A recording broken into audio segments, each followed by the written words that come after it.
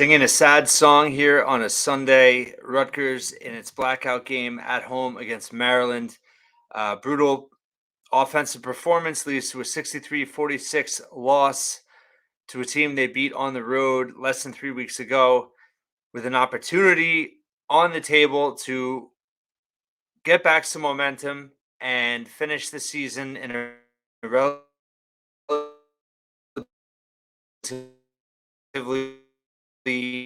positive, strong. You know, People have lamented how bad of a shooting team this team is, and that is obviously backed up by the fact that the statistics bear to that.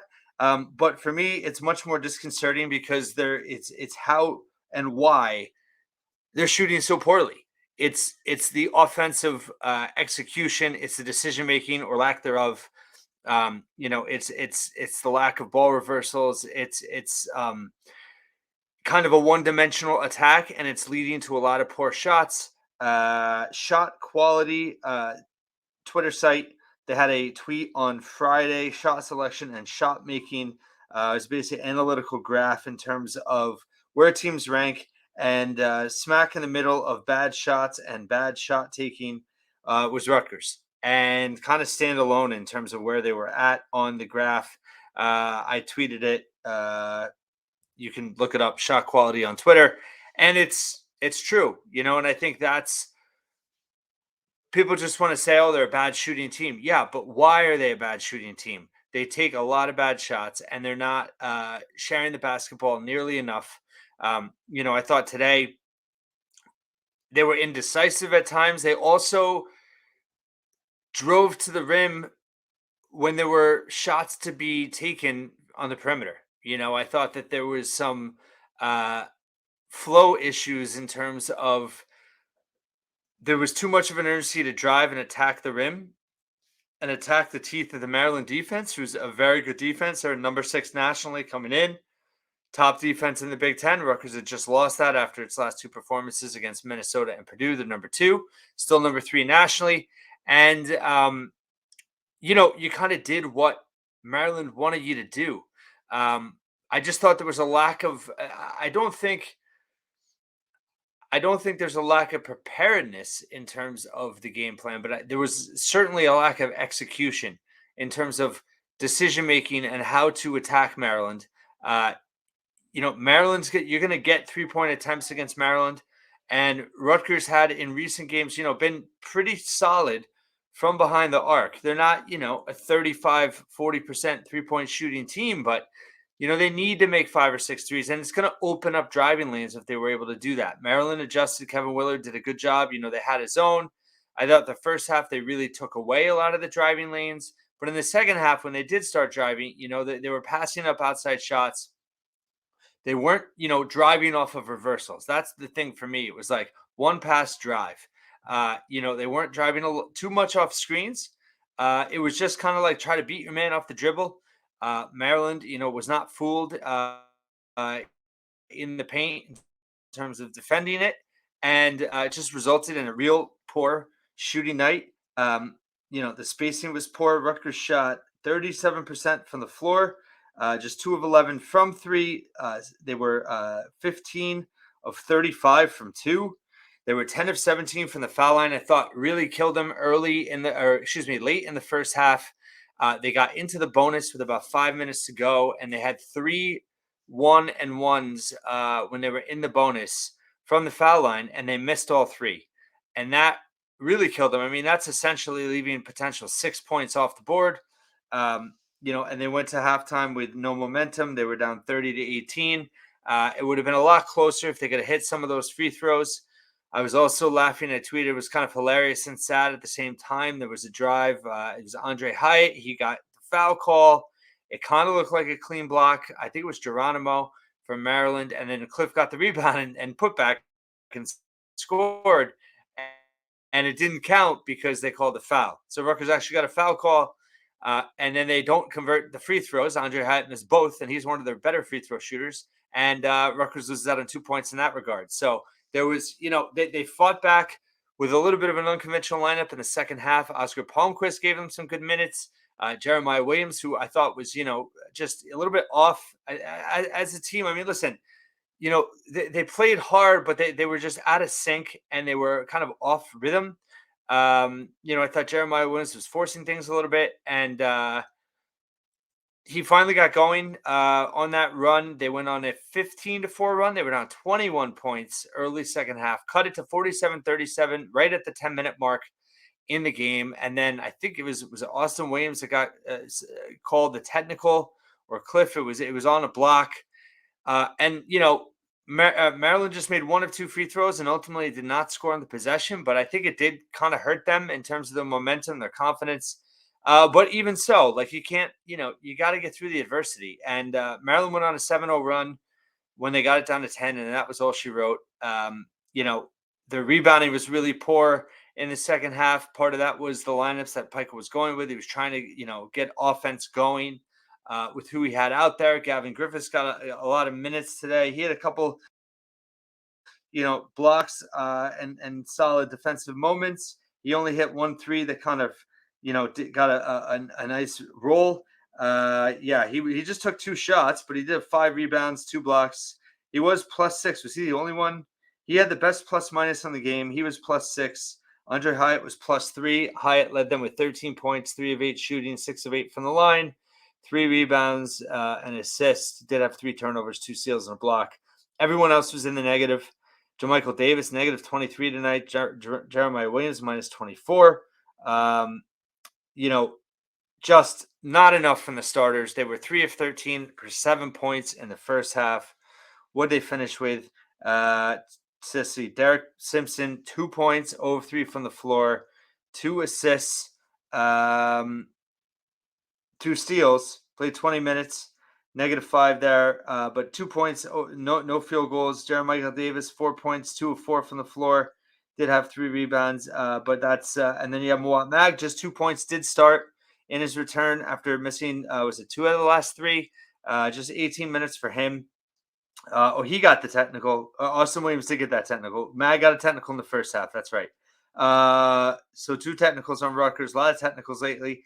Mag was just 1 of 5 from the floor. Cliff just 2 of 6, 5 points, just 4 rebounds. Mag just 1 rebound. And then you had Jeremiah Williams had 6 points on 3 of 9 from the field, and just 3 rebounds. So their starters combined for 11, 13, 17, 19 points on 8 of 27 from the floor. So that's not going to get it done. That's obvious. And, the bench had its moments. I mean, listen, Oscar Palmquist gave them a spark at times. Noah didn't really get much run tonight, just 6 minutes. Didn't quite understand that. I thought, especially after he gave him a spark early in the Purdue game, I would have thought that he maybe would have gotten inserted earlier, but didn't really give him much run at all. Wolf struggled when he was in there, I thought. And just not a lot of offense. Andre Hyatt was off the bench. He, had those free throws. As a team, they were just 10 of 17. They were 5 of 12 in the first half, so we were 5 of 5 in the second half, not getting to the line nearly enough. Again, that goes back to settling. It's just very disappointing. Dispiriting loss. Defensively, I mean, they were fine. Hold on. Let's see what they were on layups. They were 12 of 22, 3 of 3 on dunks, 15 of 25, 60%. I mean, honestly, for Rutgers, that wasn't terrible, but just 0.793 points per possession. So if you take the 15 of 25 away and the 2 of 11, that is, let's see. Wow. 0 of 10 from mid-range. That is really poor. 15 layups and dunks, 2 threes, 0 from outside the rim and inside the arc. And that is, 0 of 10 from mid-range.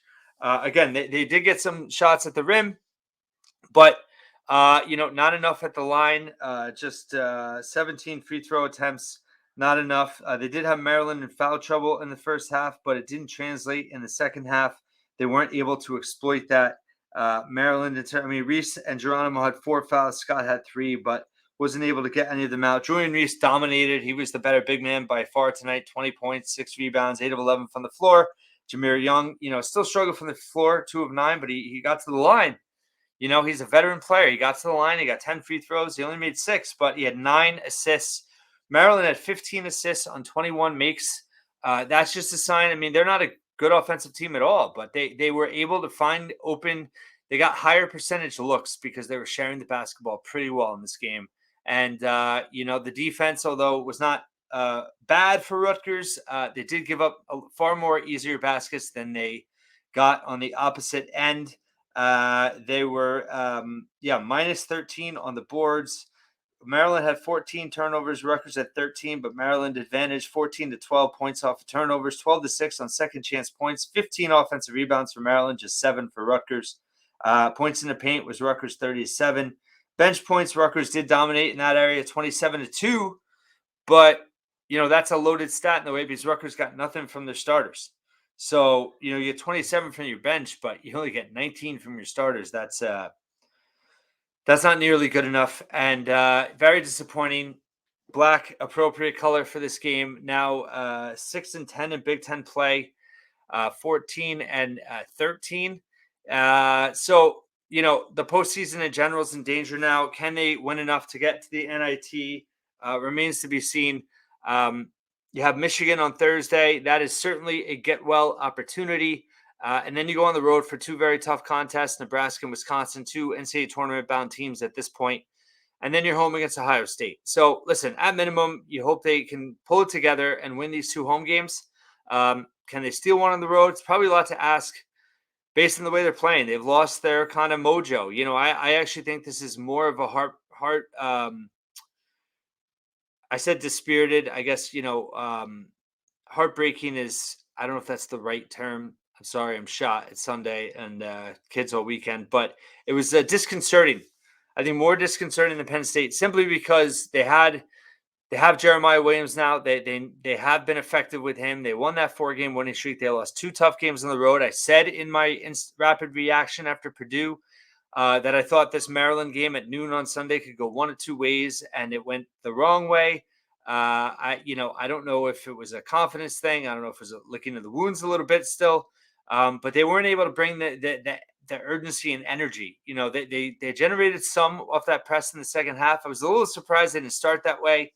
It did seem like, there was intentionally did not look to run much in the first half. I don't really understand that because Rutgers, that leads the Big Ten in transition points. And I think, it kind of helps them offensively off of their defense, off of turnovers. And, Maryland is a really good half-court defensive team. I'm sure there was some thought process there. Again, I don't know if it was a lack of decision-making or indecisiveness that led to them not running, or if that was a, coaching kind of strategic point there. But certainly, frustrating and a little baffling just in terms of that part of the juncture. I'm just looking up to see if there's any quotes from Pico yet. Haven't seen him yet. I'll have the press conference up soon. But this is certainly a take a big step back. Just for those that are going to poo-poo it and say, oh, this team has always stunk, and people that thought they were going to go to the postseason are crazy. I mean, listen, they played much better in that 4-game winning streak. There was a lot of reasons to be hopeful. They've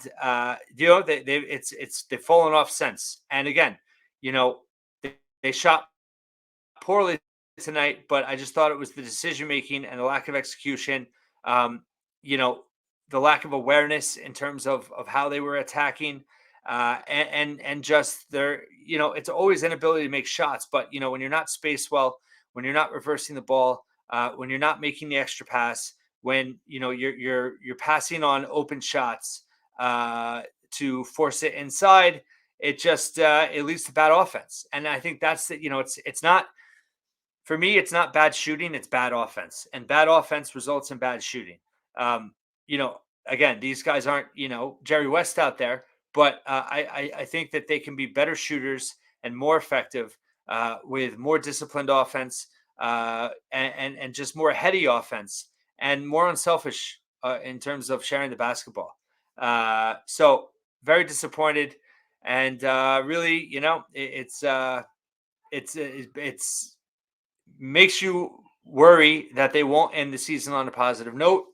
Like I said, they have to defend home court, win those last two games at home. If you do that, you're at 16 wins, and you go to the Big Ten tournament with an opportunity, and hopefully they get a 17th win that guarantees a winning season. If you come out flat against Michigan on Thursday and you lose that one to last place Michigan, who has some injuries, who has been a kind of disaster, that would be really, really upsetting and very concerning. But this was in its own right. But again, Maryland's tough.